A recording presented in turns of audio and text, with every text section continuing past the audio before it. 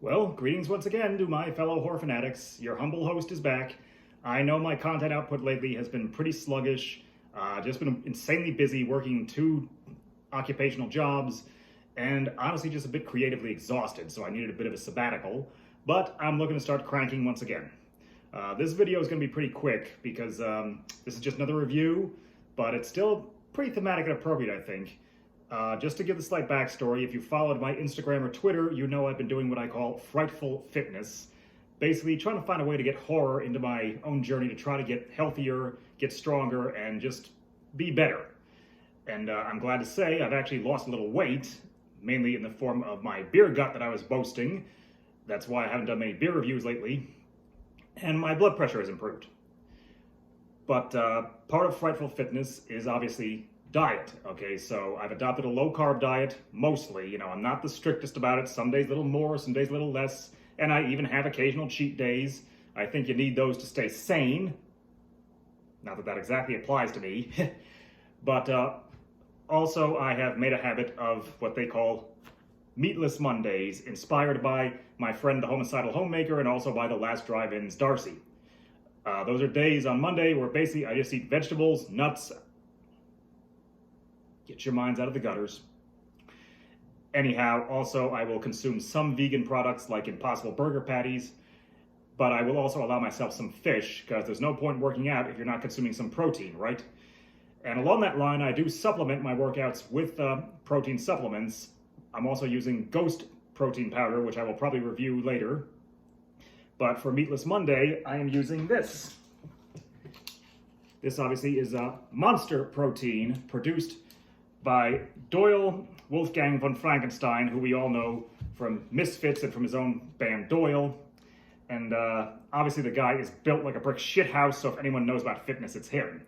This is an entirely vegan protein powder that does not contain any whey, which is animal product, or any soy. So it fits for Meatless Monday, and I mix this with almond milk to consume post-workout.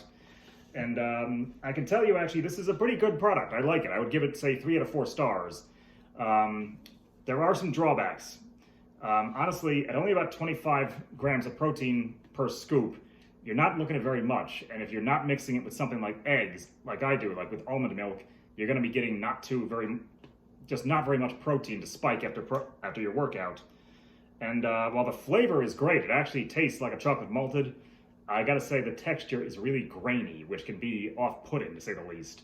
That's one thing I give a prop to the Ghost protein powder I use the rest of the time. It's very smooth, and you don't really get that texture, but this, yeah, you're going to be chewing it as much as drinking it.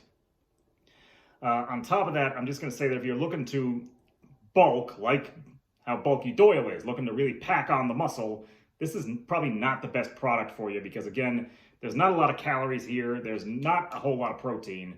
It's just useful if you are a vegan or you're looking to reduce your animal product intake, or maybe even if you're just looking to lose weight, but not necessarily get really chiseled or huge. This could probably be useful. But overall, like I said, I give this a solid 3 out of 4 stars. There's just a few drawbacks that kind of detract, but otherwise, it's a solid product. I want to thank you all for your patience with my lack of output lately.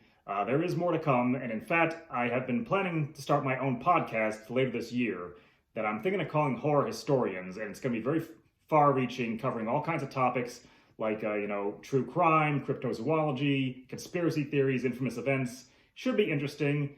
And I want to thank Candy, the final girl of the House That Screams podcast. She's been really supportive. She's awesome. And I'm so glad that they've continued to grow, even though I'm not as frequent a guest as I'd like to be.